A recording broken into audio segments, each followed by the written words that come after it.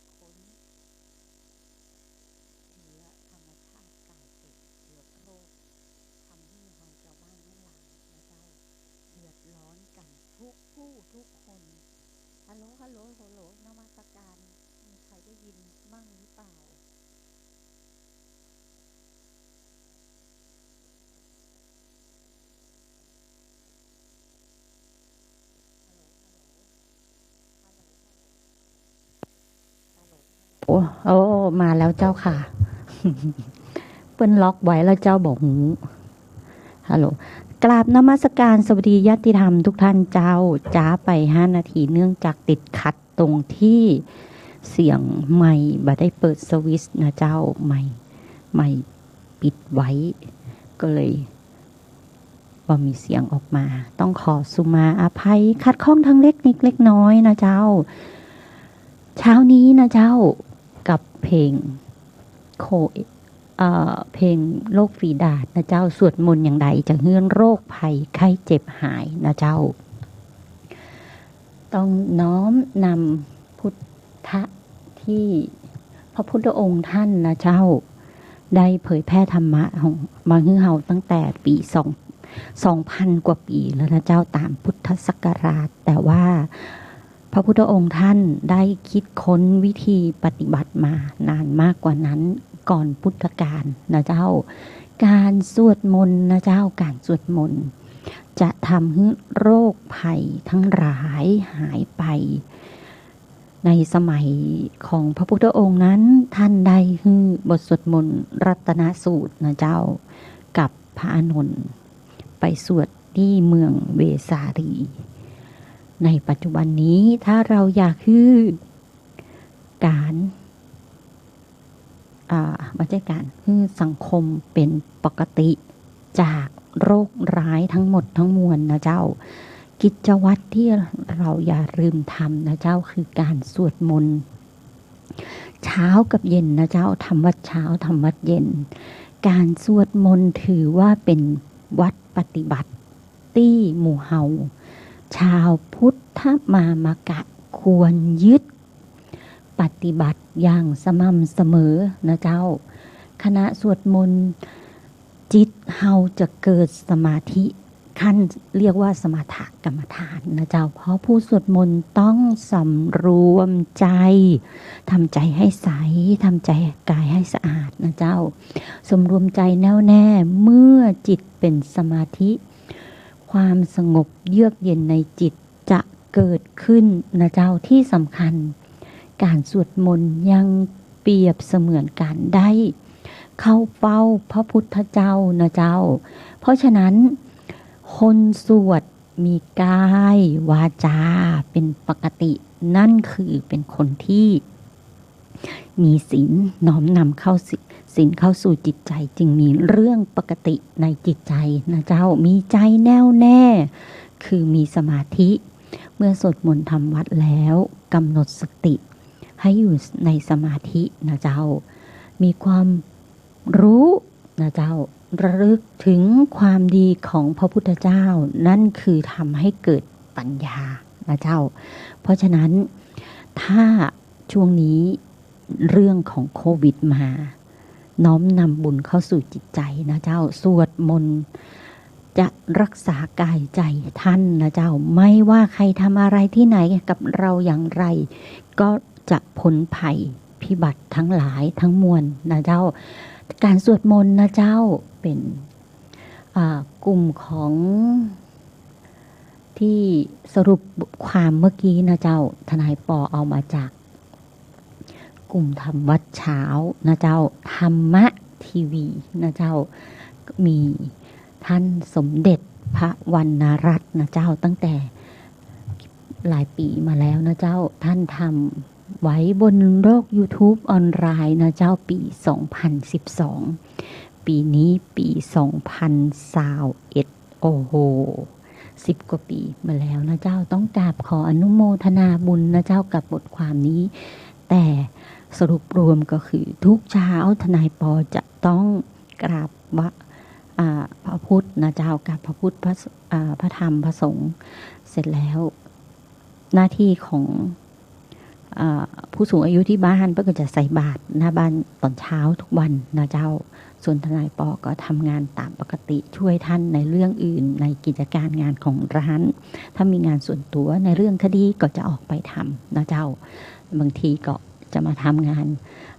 เรื่องจิตอาสาเรื่องสปะอย่างของความรู้ที่ทนายปอมีเพื่อประโยชน์ของชุมชนนะเจ้าประโยชน์ของสังคม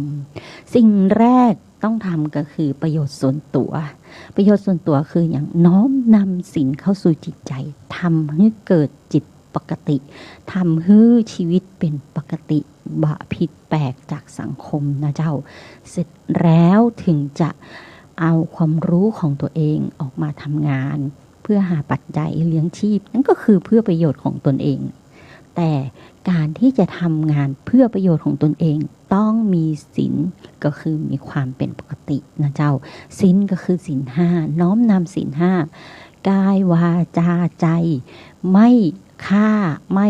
ลักไม่ช่อฉนคดโกงนะเจ้าไม่มุสานะเจ้าไม่ดื่มสุราเมรัยนะเจ้าไม่ผิดลูกผัวเมียใครนะเจ้า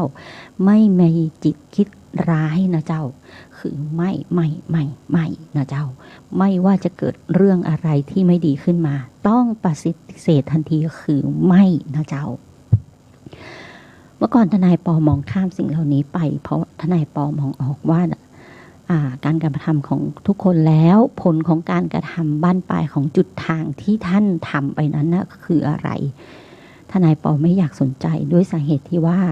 นั่นเป็นเรื่องที่คุณตัดสินใจจะทำเมื่อคุณตัดสินใจจะทำจะด้วยเหตุผลกลใดก็ตามก็คือการให้เกียรติซึ่งกันและกันนะเจ้าบางครั้งด้วยความหวังดีทักท้วงไปท่านไม่ยอมรับฟังหรือคนข้างเคียงไม่ยอมรับฟังเด็กๆไม่ยอมรับฟังพอนานวันไปทนายปอมองออกทันทีว่าจุดสุดท้ายท่านจะอยู่ที่ไหนจุดสุดท้ายท่านก็อยู่โรงเรียนวิวัฒน์พลเมืองจุดสุดท้ายท่านก็อยู่ที่สถานกักขังจุดสุดท้ายของท่านที่ทำไปก็คืออยู่ที่สถานฝึกของกระทรวงยุติธรรมก็คือราชทัณฑ์เรือนจำนั่นคือสาเหตุทุกอย่างถ้าทนายปอเบรกท่านหรือเบรกน้องๆเบรกเพื่อนเบรกใครก็ตามทนายปอมองออกแล้วว่าข้างหน้ามันคืออะไรถ้าเตือนนั่นก็คือความหวังดีแต่ถ้าไม่เตือนก็ช่วยเหลือไม่ได้นะคะเตือนแล้วท่านยังรังเกียจเรื่องมากความเรื่องมากก็คือด้วยความหวังดีนะเจ้ากระบวนการยุติธรรมมันมีกระบวนการต่างๆที่ทนายปอเรียนเรื่องกฎหมายนี้มันเป็นการเรียนคือระเบียบวินัยของสังคมระเบียบวินัยของสังคมทั้งหลายมันมาจากไหนมันมาจากศีลที่เป็นเรื่องปกติถ้าใครท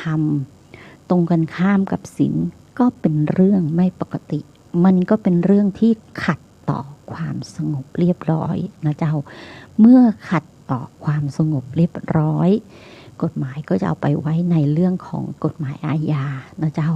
แต่ถ้ามันไม่ขัดต่อความสงบเรียบร้อยส่งผลเสียหายเกินกว่าความเป็นปกติ ก็คือในเรื่องของการผิดสัญญาทางแพ่งนะเจ้าตกลงกันด้วยกำอู้แล้วบ่ทำนะเจ้าโอ้ยวันนี้ฉันให้ยืมพวกนี้มาให้ยืมละ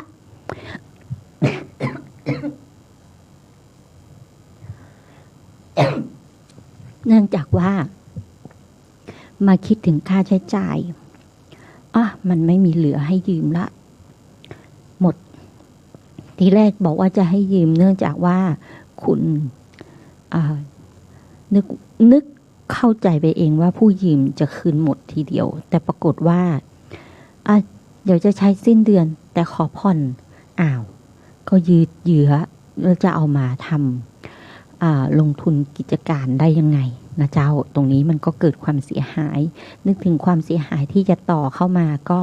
มันก็ไม่ได้นะเจ้าเพราะฉะนั้นจึงไม่สามารถให้ยืมได้ต่อไปกรณีนี้ก็ผู้ให้ยืมก็ยังไม่เกิดสัญญากู้ยืมขึ้นมาก็ไม่เกิดความเสียหายเพราะเปลี่ยนใจก่อนแต่ถ้าเมื่อตกลงให้สัญญากู้ยืมเซ็นสัญญากันแล้วแต่ไม่เอาเงินให้ยืมนะเจ้าก็คือหลอกล่อให้เซ็นสัญญานะเจ้าเมื่อหลอกล่อให้เซ็นสัญญาแต่เงินไม่ส่งมอบให้สิ่งที่ตามมาก็คือผู้ยืมก็บอกว่าเงินฉันไม่ได้ฉันไม่ใช้คืนแต่ผู้ให้ยืมบอกว่าคุณเซ็นสัญญาแล้วได้ไม่ได้คุณก็ต้องคืนให้ฉันคุณต้องเอาเงินมาให้ฉันก็ตามสัญญากู้คุณบอกว่ากู้มาแล้วพอถึงกำหนดตามระยะเวลาตามวันที่เซ็นสัญญากันไปกฎหมายเพิ่งก็บอกว่าณวันที่ทำสัญญากู้ยืมถ้าผู้กู้ไม่ได้รับเงินคืนแม้จะมีหลักฐานเป็นลายมือชื่อผู้กู้นะเจ้าไม่ใช่ไม่ได้ผู้กู้ไม่ได้รับเงินในวันทำสัญญานะเจ้าในวันทำสัญญากู้แม้จะมีหลักฐานเป็นเอกสารว่ากู้ยืมเงินนะเจ้าตรงนี้กฎหมายวิธีพิจารณาความแพ่งเปิ้ลคือเอาคนมาเป็นพยานบุคคลเพื่อสืบพิสูจน์ได้ว่าสัญญากู้ยืมนั้นไม่มีผลทางกฎหมายเนื่องจากผู้กู้ไม่ได้รับเงินตามสัญญากู้นะเจ้าตรงนี้จำไว้นะเจ้ามันเป็นกล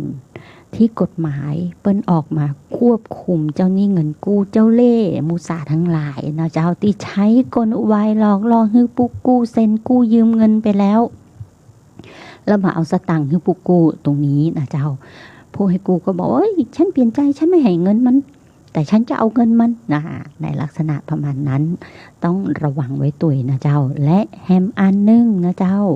ผู้กู้ทั้งหลายนะเจ้าผู้กู้ทั้งหลายสมัครใจที่จะกู้ยืมเงินเปิ้ลนะเจ้าในดอกเบี้ยที่อัตราสูงตรงนี้เดี๋ยวกูตึงมาจ่ายมันกูเอามันไปถือว่าคุณเจตนาช่อโกงนะเจ้าตรงนี้ไม่จ่ายเงินคืนเจ้าหนี้แม้แต่บาทเดียวก็มีกระบวนการของกฎหมายอาญาเข้ามากำกับเพราะฉะนั้นในเรื่องกู้ยืมเงินแล้วมีหลายเรื่องที่จะอู้กันได้สปะนะเจ้าเพราะฉะนั้นต้องเบิ่งตาให้เห็นความจริงให้เห็นเหตุที่เจ้าหนี้ไม่ให้ยืมเพราะอะไรเหตุที่ผู้กู้ยืมแล้วไม่คืนเพราะอะไรแล้วบางทีลูกหนี้ทั้งหลายบอกว่าญาติพี่น้องทั้งหลายของลูกหนี้บอกว่าไปบอกญาติพี่น้องลูกหนี้บอกญาติพี่น้องทั้งหลายบอกว่ามันทวงตังกู้แล้วเหตุของการทวงตังมันคืออะไรเหตุของการทวงตังมันก็คือคุณเบี้ยวสตังค์ตกลงทำสัญญาเพิ่นแล้ว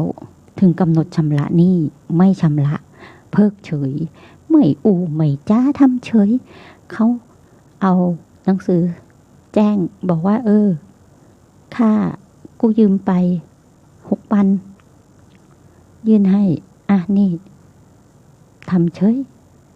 ไม่จ่ายก็ไม่บอกจะจ่ายก็ไม่บอกอีกกี่วันก็ไม่บอกหน้าตาลอยไปลอยมาตรงนี้เหตุตรงนี้นั่นคือสาเหตุที่เจ้าหนี้ทวงตังค์นะเจ้าหรือ เจ้าหนี้ทั้งหลายผู้กู้นะเจ้าเปิ้นอุตส่าห์เอาสตางค์ฮื้อละหลอกเจ้าห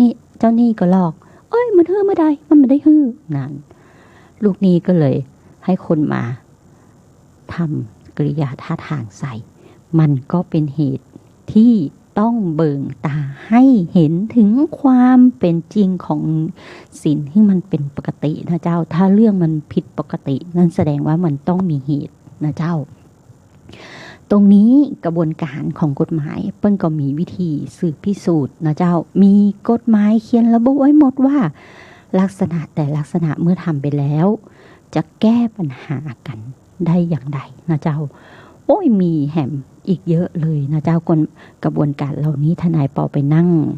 อ่านมานะเจ้าอ่านมาเพื่อที่จะทำงานได้และทำงานเป็นแต่บางคนบอกว่าทนายปออ่านมาบางคนเอ้ยกูไม่รู้นี่ว่ามันทำงานเป็นคนเรานะเจ้าเมื่อมีวิชาชีพอย่างต้องฝึกความชำนาญของตัวเองอ่านมันทุกอย่างเลยนะเจ้าอ่านตั้งแต่สักกระเบือยันเรือลบแล้วท่านจะเข้าใจเหตุและผลเบิ่งตาให้เห็นถึงความเป็นจริงวิธีหาข้อเท็จจริงตรงนี้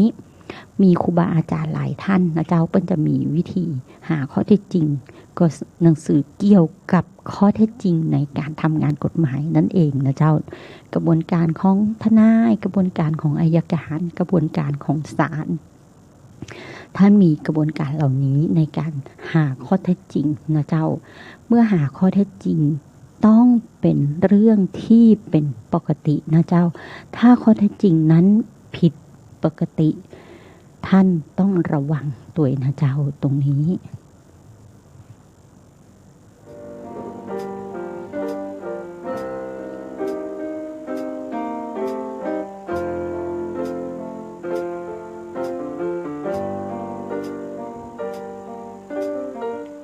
แค่เพียงสมมุติหยุดสวดอภิธรรมคงช้ำหัวใจพระจะเป็นไข้ด้วยในความจริงสวดจบก็รับปัจจัยผลลัพธ์ที่ขาดสวดไปก็คงอยู่ไปวันตั้งแต่บวชนั้นก็สวดเรื่อยมาหนักหนาจนโยมให้ความเชื่อมันกับวันเวลานำพาให้เทศรับกันจากร้อยเลื่อนเป็นหลายพันทุกวันก็พออยู่ไหวหยุดสวดไม่ได้หัวใจพระสารภาพคงไม่เป็นบาปหากพระพูดจากหัวใจสวดเทศจนชินไม่อยากได้ยินคำว่าถอยไปขอร้องอย่าทำร้ายใจด้วยการไม่นิมนต์กันถ้าโยมให้พระวัดอื่นสวดแทนคงแค้นจนโยมไร้ความเชื่อมันเจ็บจนเหลืออดก็โปรดอย่าได้รำคาญหัวใจพระทรมานงดงานก็คงสิ้นลม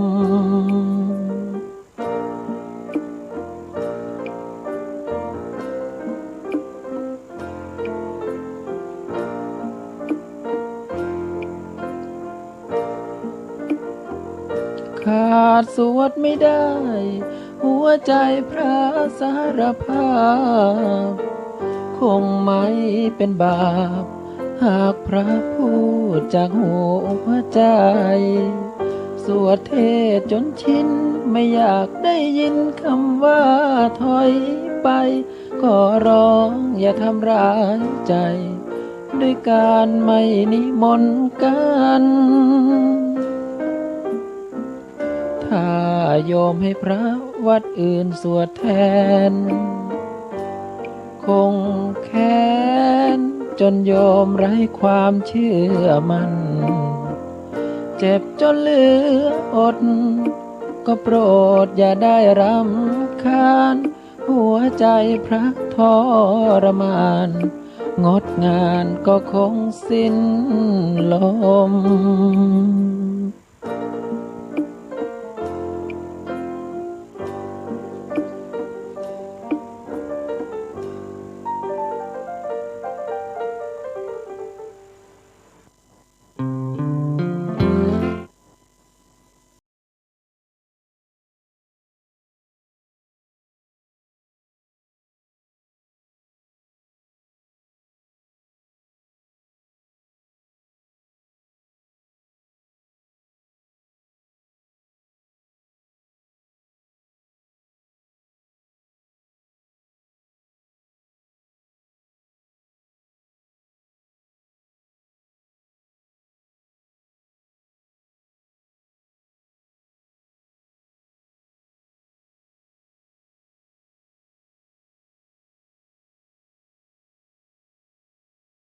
สวดมนต์แล้วยังกำลังเฮ็ดหยังน้อนั้นอยากไปสวรรค์หัวใจต้องไปฝึกฝนกินข้าวแล้วบ่กินแสบอยู่บ่ขอแสบด้วยคน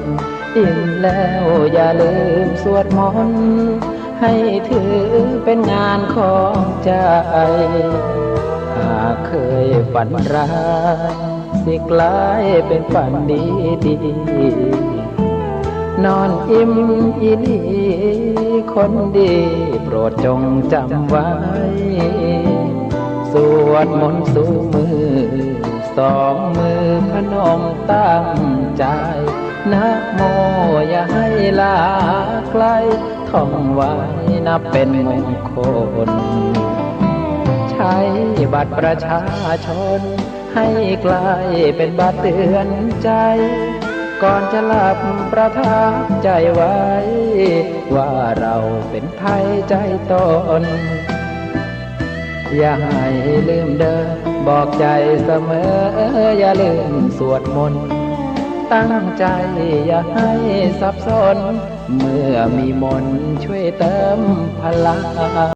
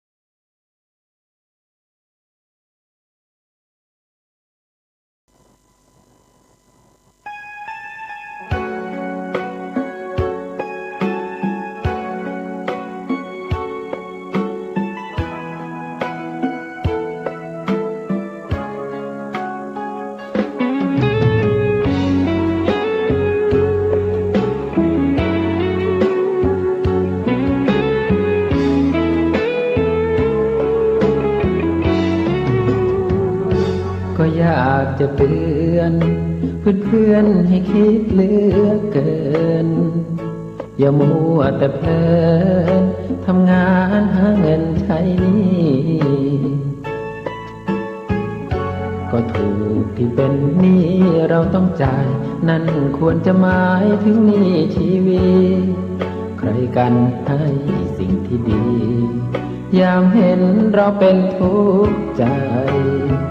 ห่วงกว่าใครๆเมื่อลูกร้องไห้มีน้ำตาคอยเป็นธุระจะหาใครมาเทียบได้ลูกบางคนก็ทำเหินห่างและมีบางครั้งที่เคยเหยียบใจลืมหมดว่าใครเล่าใครผู้ที่หัวใจควรห่วงแทนคนที่พอมีแฟนลืมแทนพระคุณไปได้เหนื่อยไม่รู้เหงาไม่เข้าใจ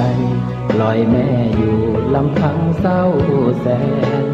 คนที่เตรียมมีแฟนควรแทนพระคุณให้ได้แม่พ่อสุดรักเหนือใครลูกควรเทิดไว้ใช่แฟนความรักในเขตอ้อมแขนไม่ใช่แฟนเท่านั้นทำได้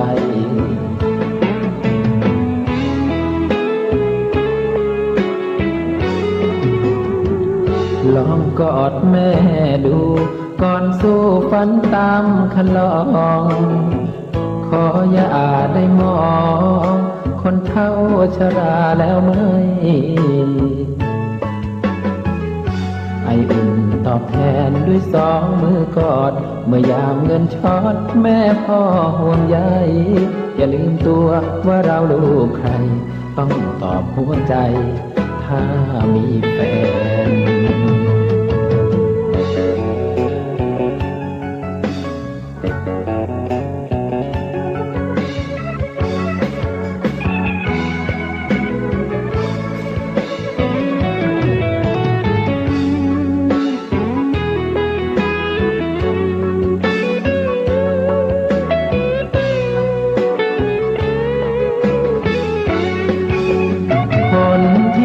มีแฟ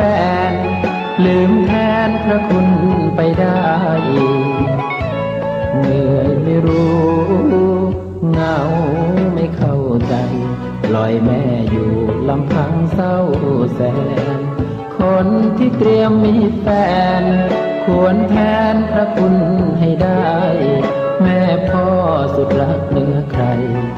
ลูกควรเทิดไว้ใช่แฟนความรักในเขตอ้อมแขนไม่ใช่แฟนเท่านั้นทำได้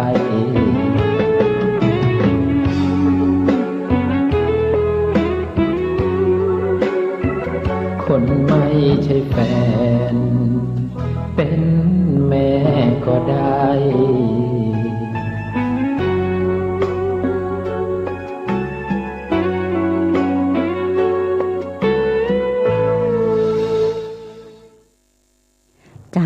น้อมนำธรรมะนะเจ้าถ้าคนไม่ใช่แฟนคือพ่อแม่เฮานะเจ้าดูแลท่านดีๆนะเจ้าเมื่อไม่มีเวลาดูแลท่านสิ่งหนึ่งที่จะทำได้เมื่ออยู่ห่างไกลนะเจ้าสิ่งที่พระพุทธเจ้าท่านตรัสรู้เรียกว่าอริยสัจเพราะฉะนั้นเรามาเรียนเฮียนหูนะเจ้าเฮียนหูความเป็นปกติของชีวิตโดยนำธรรมะศีลเรื่องปกติแล้วมาเรียนรู้อริยสัจที่ภาษาไทยแปลว่าความจริงอริยสัจนี้เป็นภาษาต่างประเทศนะเจ้าและแปลเป็นไทยว่าความจริงอันประเสริฐความจริงเรื่องที่แท้อันเป็นไปตามกฎธรรมชาติทนายปอน้อมนำบทความนี้มาจากพระพุทธเจ้าตรัสรู้อย่างไรนะเจ้าตรัสรู้อะไรนะเจ้าโดยสมเด็จพระวรรณรัตน์นะเจ้าท่านเขียนในหนังสือเบิกตาเห็นธรรมที่ทนายปอได้รับจากวัดบวรนิเวศวิหารนะเจ้าบ่มีใครมาเปลี่ยนแปลงได้นะเจ้าอริยสัจมี4อย่างค คือทุกข์สมุทัยนิโรธมรรคเป็นเรื่องธรรมะที่สำคัญคุมธรรมะอื่นๆตึงหมดเลยนะเจ้าเรื่องอื่นๆล้วนมาอยู่ในอริยสัจทั้งสิ้นบ่มีเรื่องใดอยู่นอกเหนือจากอริยสัจสี่ที่พระพุทธองค์ท่านตรัสรู้นะเจ้า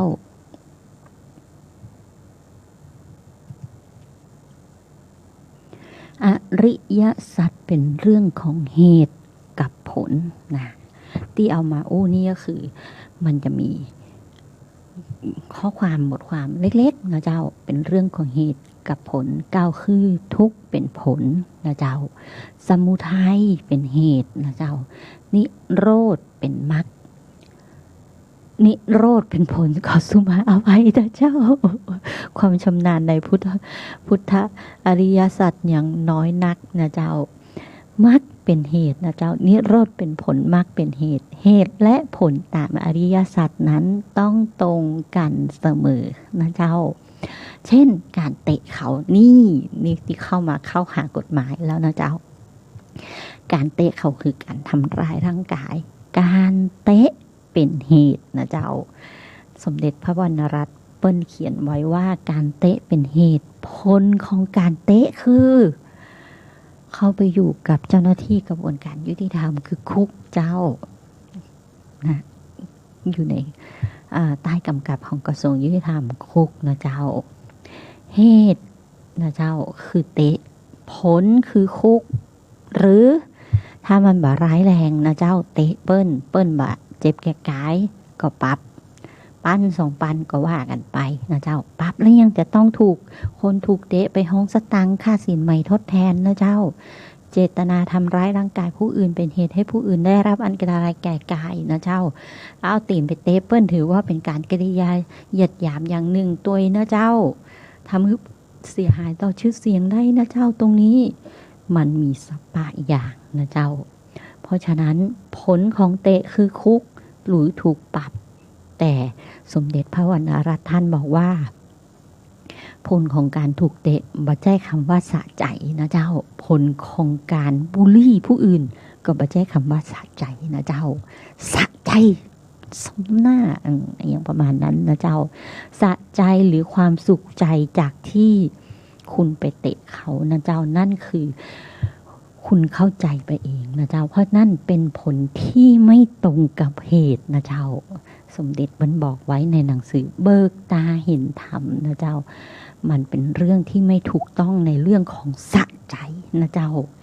ไม่ใช่อริยสัจนะเจ้าไม่ใช่รู้เหตุตามความเป็นจริงนะเจ้าการตรัสรู้อริยสัจก็คือทำปัญญาให้เห็นจริงตามอริยสัจนั้นนะเจ้ารู้เหตุรู้ผลนะเจ้าให้เห็นก็หมายความว่าเห็นเหตุตรงกับผล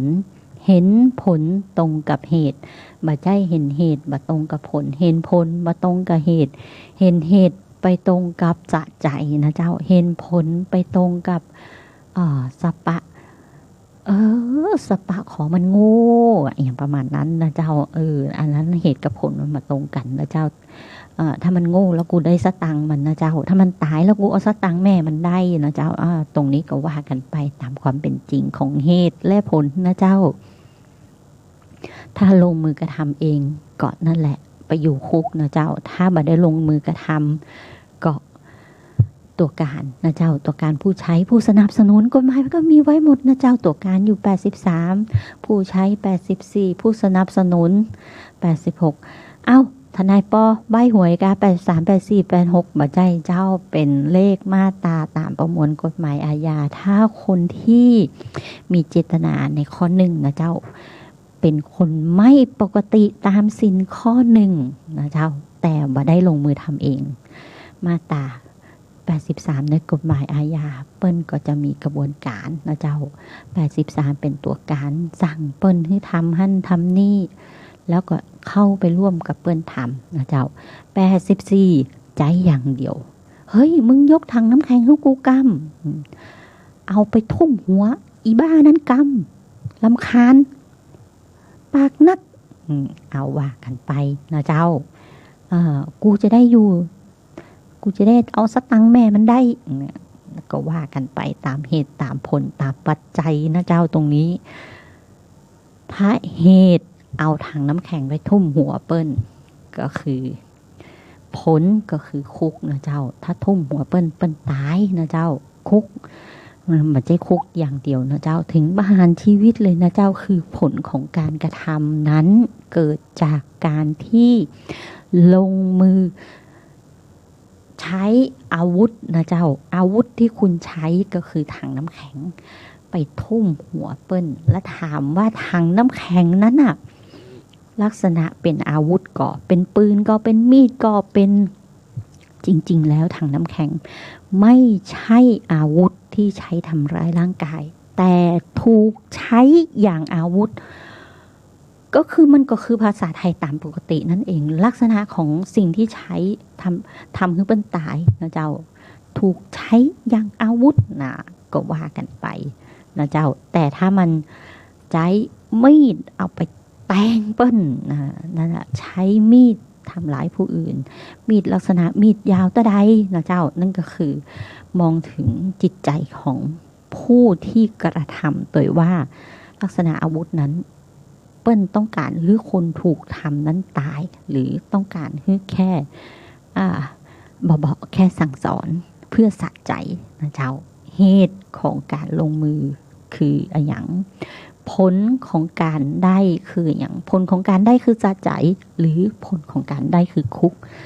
นี่คือเข้ากระบวนการของกฎหมายหมดนะเจ้ามันเป็นภาษาไทยตามปกตินี่เองที่เขียนขึ้นมาตาม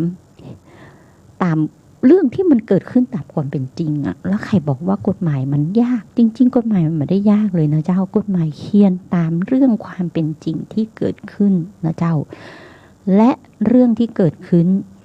ถ้ามันเป็นเรื่องปกตินะเจ้าแค่ผิดสัญญาตกลงกันเล็กๆน้อยๆนะเจ้าก็ว่ากันไปในเรื่องกู้ยืมค้ำประกันจำนำจำนองสิทธิยึดหน่วงบุริมสิทธิ์นะเจ้าและบุริมสิทธิ์มันคืออย่างนะเจ้าสิทธิมีอยู่ทรัพย์สินนั้นนะเจ้าอย่างเช่นสิทธิอยู่อาศัยนะเจ้าสิทธิสปะสิทธิ์ทั้งหลายเหนือทรัพย์สินนั้นแต่บัดใช่เจ้าของก็ว่ากันไปนะเจ้าทนายปอก็เลยเอามาเล่าให้มูเฮาเป็นสปะสาระเล็กๆน้อยๆนะเจ้าสอดแทรกธรรมะช่วงไหนที่ธรรมะมันสอดคล้องกับกฎหมายทนายปอก็จะมาเล่าเล็กๆน้อยๆอย่างขาดความรอบคอบในการใช้ชีวิตประจำวันเหตุของการคึกขนองก็คือขับรถไปบนถนนก็คือเหตุขับรถไปด้วยอารมณ์พาไปนะเจ้าเมื่ออารมณ์พาไปฝนตกพรำๆลงมาถนนรื่นสิ่งที่เกิดขึ้นผลที่ตามมาก็คืออุบัติเหตุลักษณะอย่างนี้เป็นห้องว่าประมาทเลินเล่อขาดความรอบคอบในภาวะวิสัยและพฤติการผู้ควบคุมครอบครองยานพาหนะนั้นเป็นเหตุให้ยานพาหนะที่ตนควบคุมครอบครองนั้นกระเด็นไปใส่รถแห่งฝั่งหนึ่งนะเจ้ารถแห่งฝั่งหนึ่งก็ถึงแก่ความตายประมาทเป็นเหตุให้ผู้อื่นถึงแก่ความตายอยู่ในกฎหมายอาญานะเจ้าแต่ถ้าประมาทเป็นเหตุให้ผู้อื่นเสียหายถึงทรัพย์สินมาต้องไปหาคุกนะเจ้าผลมาอยู่ในคุกผลแค่เสียหายทรัพย์สินเมื่อเสียหายทรัพย์สินผู้ถูกได้ผู้ได้รับผลจากการกระทำที่ท่านประมาทก็เรียกค่าสินไหมทดแทนนะเจ้าค่าสินไหมทดแทนในการละเมิดศาลจะสั่งให้ชดใช้เพียงใดเท่าใดเพียงใดอย่างไรนั้นท่านจะดูเหตุของการกระทำที่เกิดขึ้นอีกทีหนึ่งนะเจ้าตรงนี้โอ้ยสนุกกับกฎหมายนะเจ้าถ้าอ่านจริงๆแล้วสนุกมากนะเจ้าถ้าใครมาจะขัดจังหวะนี่จะหงุดหงิดเลยแล้วเจ้าจะมีอย่างอีกเยอะเลยยิ่งคำพิพากษาฎีกานี่มันเป็นเรื่องราวของเหมือนที่เราอ่านนิยายไปเลยนะเจ้าคำพิพากษาฎีกาเนี่ยมันจะมี ผู้พิพากษาตัดสินว่าอัยการฟ้องว่าทนายสู้ว่านะเจ้าทนายสืบพิสูจน์ว่านะเจ้ามันมีสปะอย่างเลยที่ทนายปออ่านมานะเจ้าในคำพิพากษาฎีกาแล้วบางครั้งผู้พิพากษาที่ตัดสินคดีไปแล้วนะเจ้าเปิ้ลมาเห็นด้วยกับองค์คณะหมายถึงผู้พิพากษาที่อยู่ในกระบวนพิจารณาจะต้องมี2 คน 3 คนแล้วแต่กฎหมายจะระบุไว้แล้วองค์คณะท่านอื่นนะเจ้าเสียง2 ท่านกับเจ้าของสำนวน1 ท่านการกันเมื่อการกันเจ้าของสำนวนก็จะมาเขียนฟุตโนตไว้ข้างล่างเป็นห้องว่าหมายเหตุนะเจ้าที่ตัดสินไปอย่างนี้มันเหตุผลข้อกฎหมายอย่างนี้หรือเสียงของเจ้าขององค์คณะมีเจ้าของสำนวนมีมากกว่าองค์คณะเพื่อก็จะอธิบายตัดสินกันอย่างนี้มันจะมีเหตุผลที่น่าอ่านนะเจ้าเปิ้นฮ้องว่าคำพิพากษาที่เป็นประชุมใหญ่ลักษณะนั้นเป็นเหตุที่ขัดแย้งกันในกระบวนการกฎหมายและข้อเท็จจริง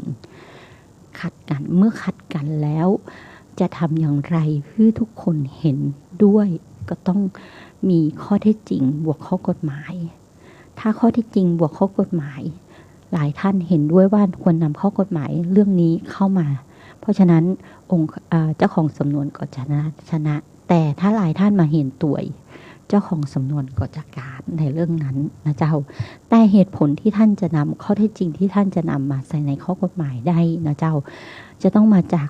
เรื่องที่อัยการฟ้องและก็ทนายให้เหตุผลข้อกฎหมายในการสืบคัดค้านด้วยนะเจ้าประกอบกันเข้าไปถ้านอกเรื่องนอกสำนวนท่านจะบ่ได้นะเจ้าข้อเท็จจริงนอกสำนวนก็บ่ได้ข้อกฎหมายนอกสำนวนก็บ่ได้มันก็เลยในลักษณะนี้แต่ถ้าถามว่าผู้พิพากษาจะไปหยิบเรื่องอื่นมาตัดสินบ่ได้นะเจ้าต้องเป็นเรื่องที่อัยการและทนายนำเสนอไปเท่านั้นเพียงแต่ว่าท่านผู้พิพากษาจะหยิบข้อเท็จจริงฝั่งไหนข้อกฎหมายฝั่งทนายหรือฝั่งอัยการแค่นั้นเองนะเจ้าบางเรื่องทนายเป็นโจทย์นะเจ้าอัยการเป็นจำเลยนะเจ้าเนื่องจากว่าคู่ความที่ถูกฟ้องคือเจ้าหน้าที่ของรัฐนะเจ้าอย่างในคดีศาลอาญาทุจริตนะเจ้าหรือในศาลปกครองนะเจ้าก็ว่ากันไปตามกระบวนการลักษณะกฎหมายพิเศษต่างๆนะเจ้ากฎหมายปกติที่เราจะเรียนจะใช้ในชีวิตประจำวันของเจ้าบ้านทั่วไปก็จะเป็นแพ่งอาญานะเจ้าวิธีพิจารณาแพ่งวิธีพิจารณาความอาญาแล้วมันที่อย่างต้องมีกฎหมายแพ่งกฎหมายอาญาและกฎหมายวิธีพิจารณาความแพ่งวิธีพิจารณาความอาญาแพ่งกับอาญาแพ่งมันเป็นเรื่องที่ของสัญญานะเจ้าอาญานี่เป็นเรื่องของการขัดต่อความสงบเรียบร้อยจารีตประเพณีที่สร้างความเดือดร้อนกับเจ้าบ้านในมุมมากในเรื่องทั้งหลายนะเจ้าอย่างกฎหมายแรงงานค่าจ้างกฎหมายแรงงานมันเป็นเรื่องของความเดือดร้อนของเจ้าบ้านในส่วนใหญ่เปิ้ลก็จะแยกออกไปเป็นกฎหมายอาญาและแยกศาลเลยนะเจ้าศาลแรงงานนะเจ้าเปิ้ลแยกศาลแรงงานเลยแล้วก็จะมีกรมคุ้มครองแรงงานเพราะฉะนั้นตรงนี้ในกระบวนการของชีวิตของหมู่เฮาแล้วมันมีระเบียบวินัยทุกอย่างควบคุมดูแลกำกับพวกนี้จะมีทุกประเทศนะเจ้าคือง่ายๆคือเมื่อสมัยเก่าก่อนดึกดำบรรพ์ถามว่ากฎหมายล้าสมัยก่อนทนายปอบอกหมู่เฮาเลยว่ากฎจริงๆแล้วกฎหมายไม่ได้ล้าสมัยนะเจ้าแต่ว่ากระบวนการทำงานบางอย่างหมู่เฮามองมาออกกันนั่นเองนะเจ้าถ้าคนทำงานเป็นนะเจ้า1 ใน 1,000 คน1 ใน 10,000 คน1 ใน 100,000 คนจะมีสัก1 คนที่มองประเด็นออกประเด็นเล็กๆน้อยๆเกร็ดเล็กเกร็ดน้อยนำมาทำงานได้ตรงนี้ฝรั่งเพิ่นจะจ้างคนลักษณะนี้ประเภทความคิดเห็นที่แตกต่างและสามารถนำกฎหมายมาทำงานได้ชนะเปิ้ล 1,000 คน100,000 คนล้านคนมีสัก1 คนนะเจ้าเปิ้ลจะจ้างอย่างแพงมากเลยนะเจ้าแต่ว่าจะมาเหมือนคนไทยเฮานะเจ้าคือมาจ้างสมปมาพอได้ความรู้ไปก็ โง่เองช่วยเหลือไม่ได้อย่างประมาณนั้นนะเจ้าก็ว่ากันไปตามกระบวนการทนายปอก็จะโมโหว่าอย่างไรแล้วนะเจ้าตรงนี้หมดเวลาสำหรับทนายปอแล้ว7:58 นาทีนะเจ้าหน้ามาพบปะกันใหม่นะเจ้าสาระกฎหมายโดยทนายปอนะเจ้าสอดแทรกธรรมะเอาธรรมะเป็นหลักก่อนนะเจ้าเพราะวิทยุเห่าเป็นคลื่นเพื่อการศึกษาพระพุทธศาสนาและวัฒนธรรมกฎหมายมาจากจารีตประเพณีเป็นมาจากศีลนะเจ้าศีลคือปกตินั่นเองนะเจ้าเพื่อกำกับให้เห่าหลุดออกไปนอกกระบวนการความเป็นปกตินะเจ้านมัสการลาและสวัสดีญาติธรรมทุกท่านเจ้า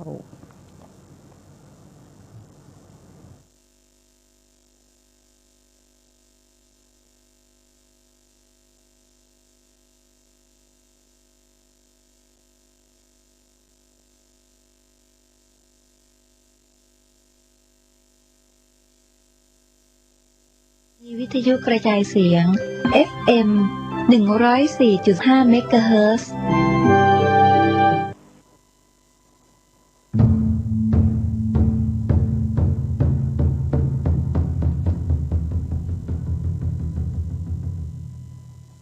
วัดเจ็ดยอดพระอารามหลวงขอเชิญร่วมบุญใหญ่ครั้งประวัติศาสตร์กับการบูรณะโบราณสถานที่มีอายุเก่าแก่กว่า500 ปีเป็นวัดที่พระเจ้าติ